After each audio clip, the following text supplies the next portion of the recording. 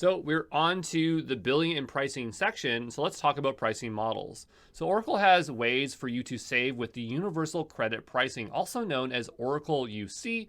I'm a little bit confused by the terminology because I don't know if it applies to both their pricing models, but I'm going to make mention of it because we definitely need to know what Oracle UC is or universal credit pricing is, at least know of the terms.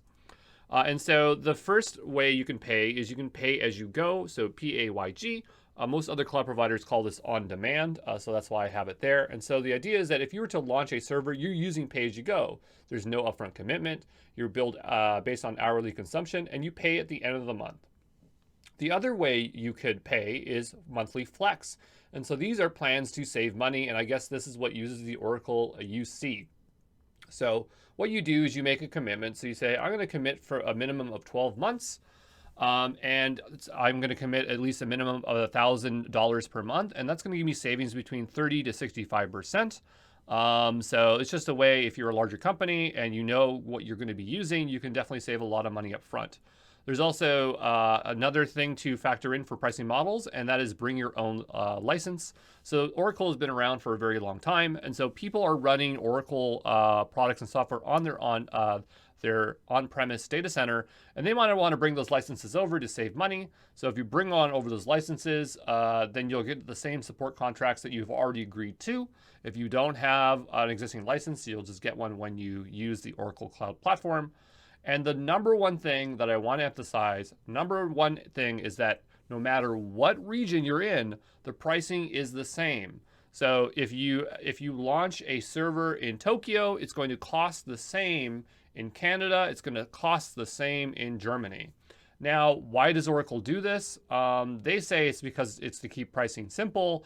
I'm not sure if I believe that, but I think it's just they're a smaller provider, and maybe in the future they will start changing the prices per region, because if I'm a consumer, wouldn't I want the best price I can get for that region?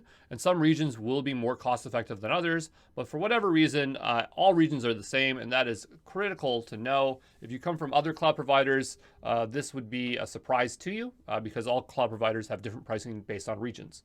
So there you go. So I just wanted to quickly pull up the Oracle website just to show you where you can find pricing. So I just searched Oracle pricing, and this will show you pay-as-you-go, universal credits. So I guess universal credits is really part of monthly flex. I still don't personally understand why they're called universal credits. It makes me think that you can reuse them. Any unused amounts can be rolled over to the next month. Okay, so there you go. That's probably why they call them universal credits. And then you have bring your own licenses.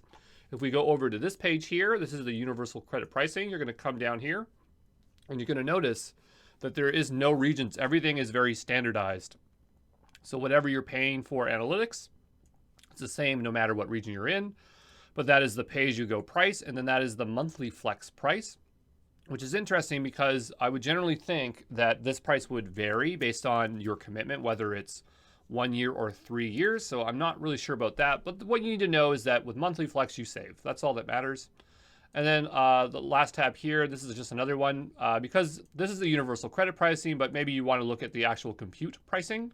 And so these are all the computing servers here. So I think this is their standard one. So it's 0.03 cents and 0.03 cents. If you're ever wondering how you would ever calculate your yearly cost or your monthly cost, you would just take this number here. So I would take that, I would just put it up into Google, I would do a times, and I would say 730 hours. And so the base server would cost you $21.90. That's how I always calculate my monthly cost for servers. It's just 730 times the number. So there you go. That is the pricing.